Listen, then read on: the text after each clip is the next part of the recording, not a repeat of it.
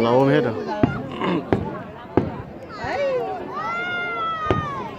Có mấy quả xịt luôn mẹ ơi. Đấy.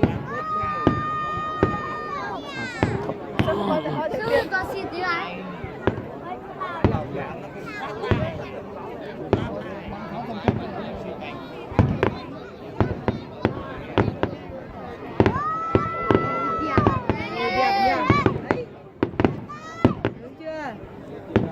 Mặt ông tựa nhiều quá xịt nhiều cao thì mình không phải bị xịt đấy, xịt nhiều rồi đấy.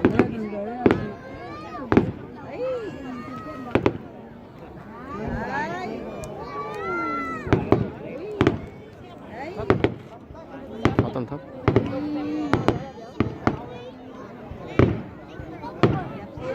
Như hoa. Như là một bông hoa còn gì đấy. Đấy. Hoa. Hoa. Thế mấy người là pháo hoa. Bắn cho sáng lên, làm sáng lên. Đấy. Nó sáng. Đấy, ôi này. Sao không nổ? Sáng lên. Ôi, sao đẹp này. Ôi. Nổ vẫn đẹp hơn. Đấy, tầm này tầm cao này. Đấy, tầm này tầm cao này. Đấy. Ôi. Đấy, tầm cao quả nào lên quả đấy nhá. Đấy, thấy chưa? Đấy, xịt mất một quả rồi. Đấy. Đấy, ôi đẹp chưa? Xịt 2 quả, 3 quả, 4 quả. Đẹp chưa? Đấy. Ôi, rực nhá.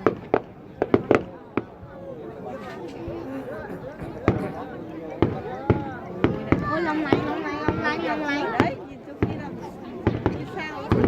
Đấy, đấy. Đây là như hoa này. Đấy. Kiểu như là sao nó vỡ tan ra sao rơi xuống ấy. Đấy. Đấy. Ôi. Đẹp thế. Dã man chưa? Đấy, này cái này. Rồi quả xịt. À, quả này to này. Quả này tầm cao này. Đấy. Đấy. Vừa là pháo sáng, vừa là pháo nổ. Đấy. Đấy. Ui. Đây mới đẹp này. Đấy, nó tỏa xuống thấy chưa? Đây, đấy. Vừa là pháo sáng, vừa là pháo nổ. Đấy, nổ rồi đây. Nhiều quá lên không nổi được. Nổ hết pháo tầm, nếu mà tầm cao nó nổ hết. Đấy. Đấy. Cao làm gì? Đấy. Ui, đẹp thế. Đấy. Ôi. Đấy. Đẹp thế. Đấy. Đấy. Đấy. Đấy. Đó là cái đường lòng lái sâu. Thôi, ở cái đỉnh nó mới là màu. Đấy. Nhiều tiền của. Ôi, đẹp thế.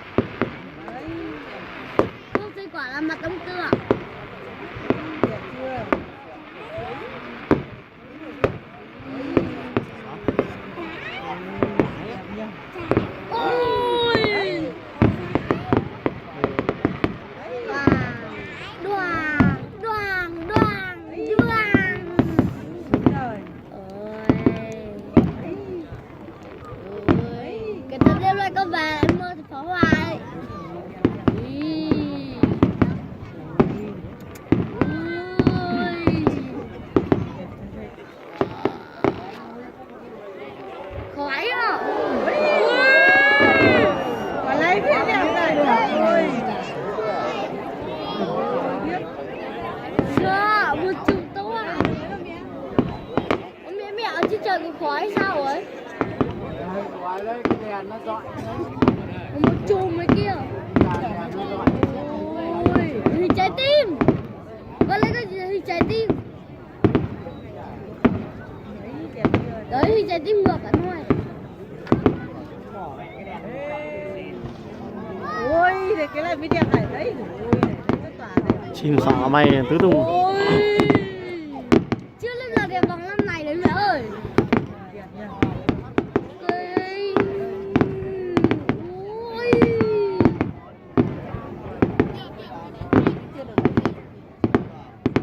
Đẹp thế. Tóc quê.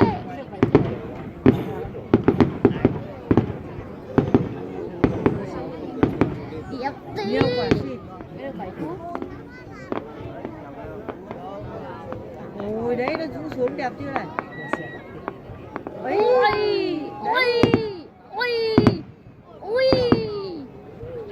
ôi, ôi, ôi, rõ ra không nhìn thấy đường mà nó tự nổ mẹ. Đường ra vắn mắt rồi kìa, đứng lại xem hết rồi kìa. Ui, Đấy. ui, ui. Đấy. Kiểu như là lao tới chỗ mình ấy. Mang chân.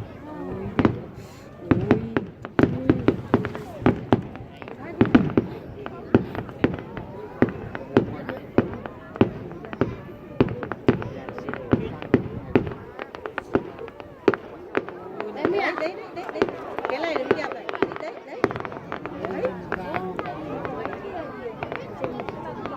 Có lúc không còn cái pháo là bắn lên thế mà nó tự nổ trên trời đấy.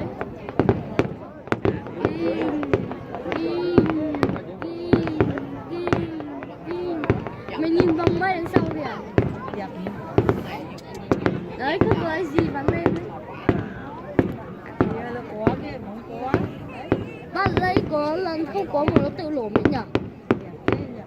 Ôi. Đấy, đấy.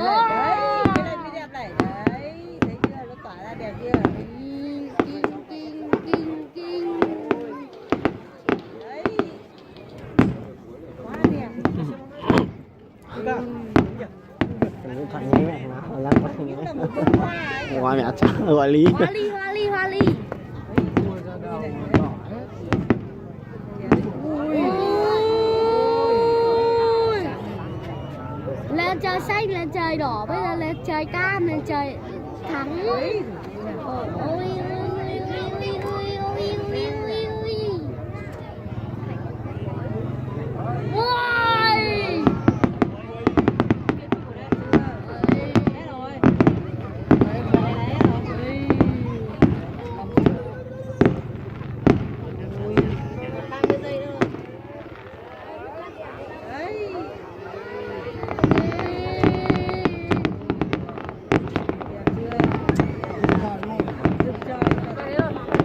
Đấy, quả nào ăn quả đấy mẹ ơi.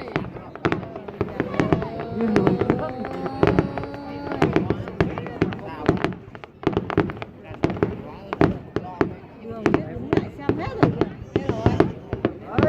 Đấy. Ôi này, đấy.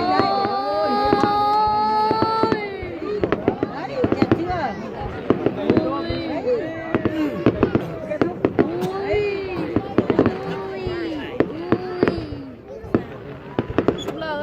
Trông như cái lơ ấy nhỉ?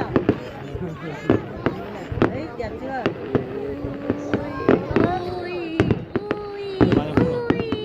10 phút. Mấy chục thùng đâu mà các bạn xem lên này nó Phút rồi. 10 phút. Mang chân.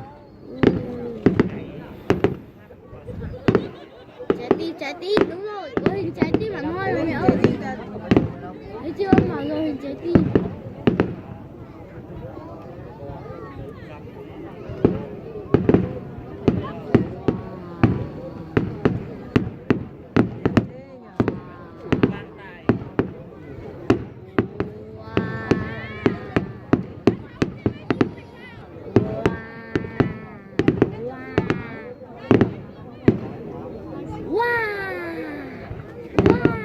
Đẹp chưa?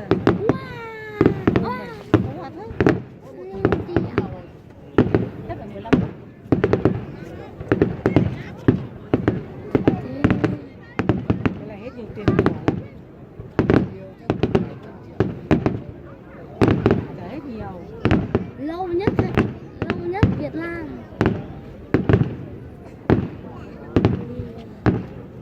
thế nhỉ. Gọi anh đi rồi mày đó luôn. Nhiều nó cũng có thể bắt nó mắc thế nhờ.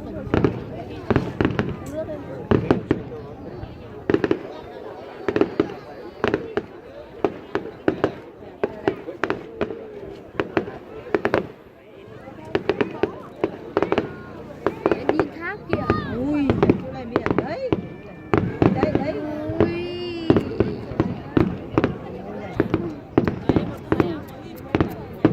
Quá đẹp.